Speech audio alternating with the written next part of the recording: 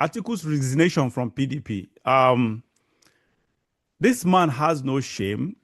I consider Atiku Abubakar as the weakest and dumbest Nigerian politician. Honestly, I don't know how he actually came to the limelight politically, because this guy does not have a good political instinct. He doesn't have good political foresight. It just does not. It lacks all political strategies. I don't know if he has advisors around him who are really talking to him, or he's just a lone politician who just talk to himself and talks for himself, a sort of, or probably he has people around him talking to him, but he doesn't listen. He proves to be, he behaves God. This man has just shamelessly, I don't know this.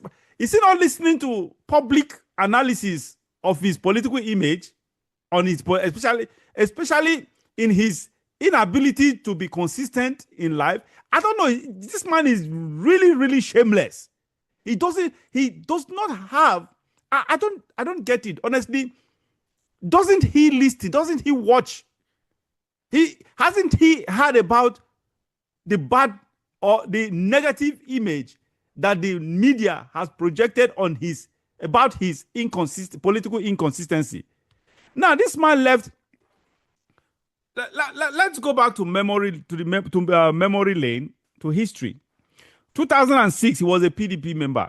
He moved to AC, Action Congress. In 2009, from AC, he moved back to PDP. In 2014, from PDP, he moved to APC. In 2017, from APC back to PDP. And 2015, from PDP now to unknown. We already know where he has moved from. PDP now is moving to ADC. Barrister, I don't get it. How can this, I don't know, this is the pinnacle of shamelessness. What's your take on this Atiku's, I don't know how to call it, dumb actions? Well, I've always looked at Atiku Abubakar as a sorry state in politics. This is a man who has burned all his cards, his political cards, who has burned every shred of his political capital that he has. Remember, Atiku Abubakar started with the late Shehu Yaradua's movement then. Yeah, PDM. And it was under that movement that catapulted him to be elected as governor of Adamawa State in 1999. By dint of fortune, because of Obasanjo's relationship with Major General Shehu Yaradua, I believe that was one of the biggest considerations for the appointment of Atiku Abubakar as vice president to Obasanjo. Then, I believe if it was not, Obasanjo would have picked somebody like Sule Lamido or other people. Now, having gone that far, in the first year of our first tenure of Obasanjo's office, the first 4 years, 1999 to 2023, the entire internal affairs, plus the economy, plus the politics, was put in the hands of Atiku as vice president. Before him and after him, no vice president had ever been given that kind of responsibility in Nigeria. Not Alex Kweme with Shehu Shagari, not Goodluck Jonathan with Shehu Yaradua, not Sambo with Goodluck Jonathan, not Professor Osibanjo with Buhari. No vice president have been given that total trust and responsibility in the history of Nigerian politics. Obasanjo, we came into the Third Republic as a pariah state following the actions of Abacha. Obasanjo felt that because of his international stature, he should go around the world and stabilize Nigeria's image abroad, get debt forgiveness, and the rest of it. And he was always junketing around the world. He was hardly stay in Nigeria. The entire economic planning, entire economic themes, setting up of government apparatus, the politics of the party, everything was left in the hands of Atiku. And what did he do with it? I remember the last person that you interviewed, he was talking about betrayal. If he actually wants to know what betrayal is, he should look back and see the way Atiku Abubakar betrayed Obasanjo. In respect of this trust, this responsibility that was thrust in his hand back in 1999 to 2023, 2003. PDP had 19 governors then. Obasanjo had no structure. He had been brought out of prison and given the presidency on a platter of gold. Atiku Abubakar, based on the responsibilities given him to control the things within the country while Obasanjo was traveling, made sure that of the 19 governors, all of them were with him personally as VP. He set out to control the entire machinery of the party, with which he now threatened the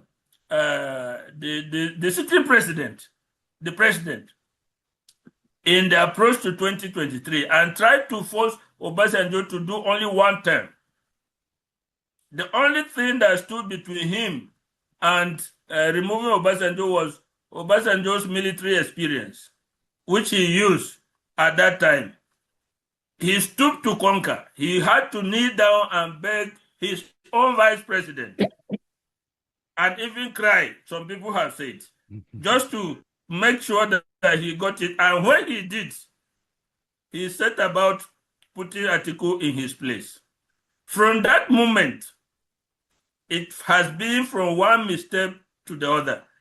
Instead of burnishing his image, instead of regaining his tactics, getting into the affection of Obasanjo and remolding himself, he went from one mistake or one misstep to another, leaving the party when the party was out, thinking that the party was down and out, to look for another platform, and then as soon as the elections were over, he comes back to PDP. Whenever things don't work, he goes out. So he has burned all his political cards. He does not have any card again to play.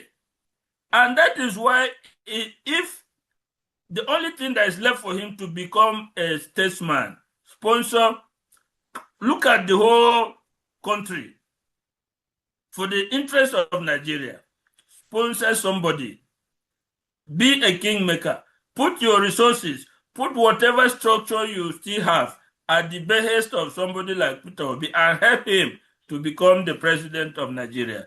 That way he will redeem himself. They joined to help Tinubu at one point. They joined to help Buhari at another point. Why can't he join now to help Peter Obi to become the president?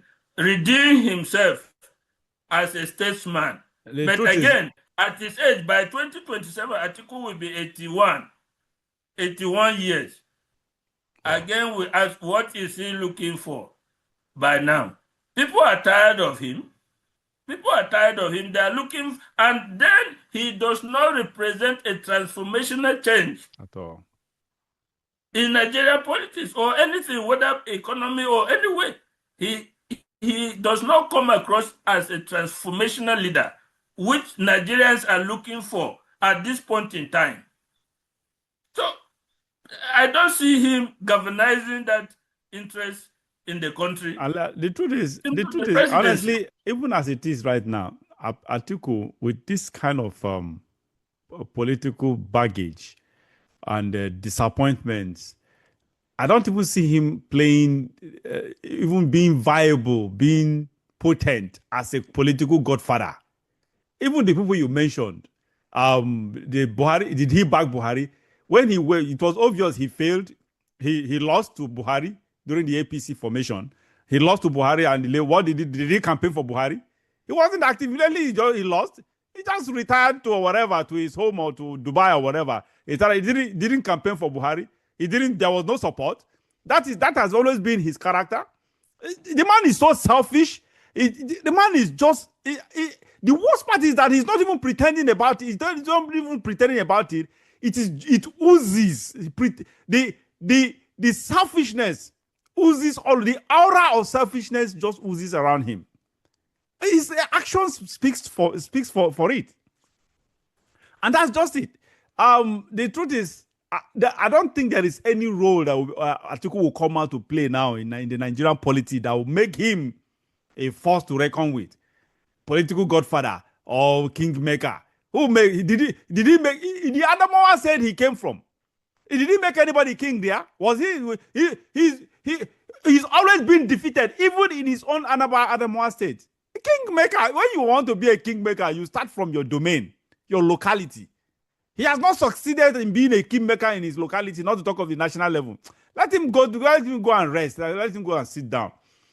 Like I said, Nigerians do not see him as a person who will come and transform things in any sector of the national life.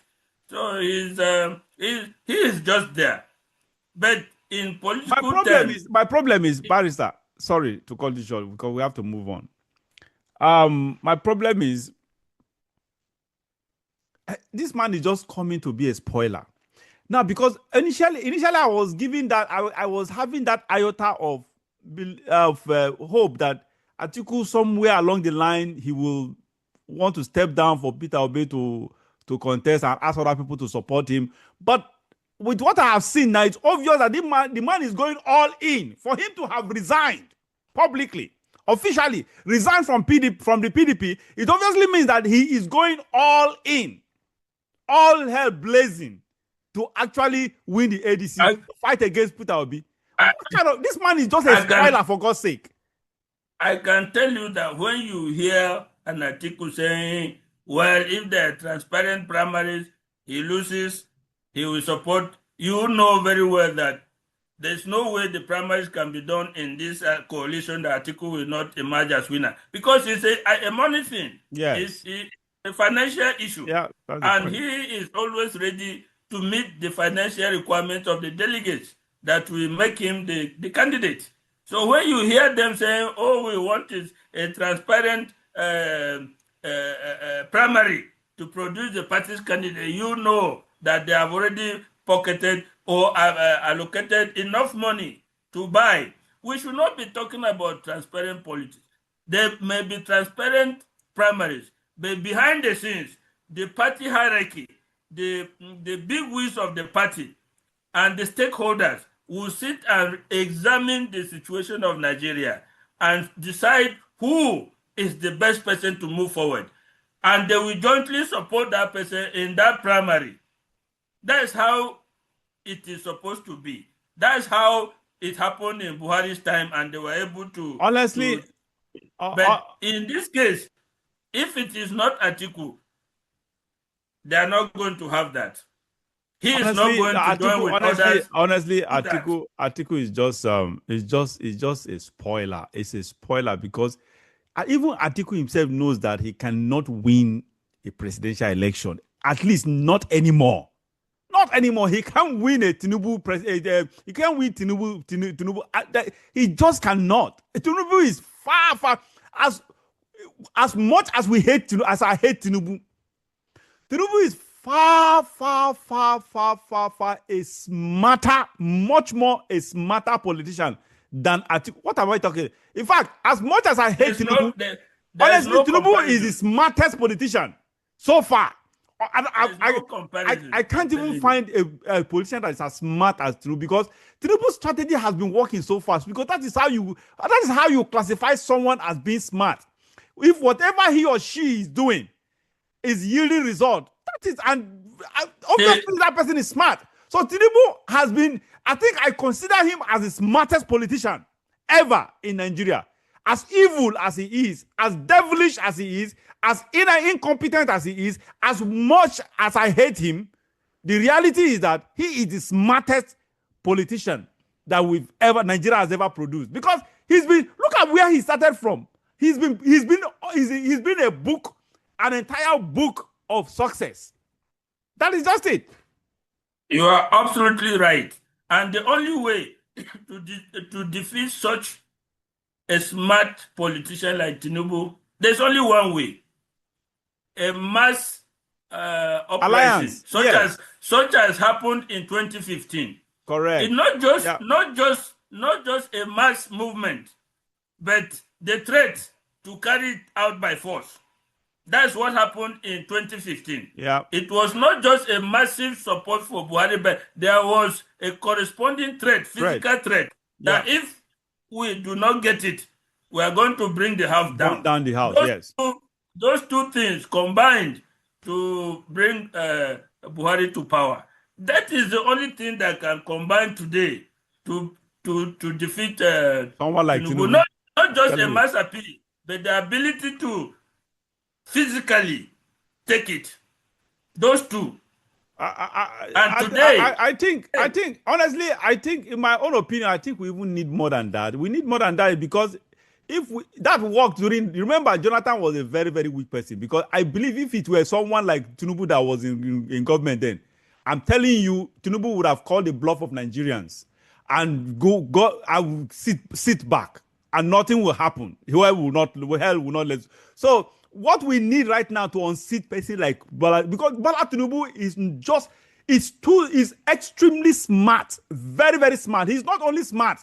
At this point, he has a combination of being smart and intelligent politician, a strategist, and a combination and being powerful. He is the smartest and now the most powerful. So when you combine those two forces, what do you expect? So we need much more than the Jonathan scenario, the 2015 scenario, to actually unseat person like Bola Tinubu. And I think, that brings us to the... That is the reason why I always say that this coalition or not is probably going nowhere. Because these elements we are talking about, Peter Obi has the mass appeal, but that fourth element is not there. Yeah. So if you just have the mass appeal, they will just allow you to have it and declare themselves. That is it. And you say go to court. Where will the court land you?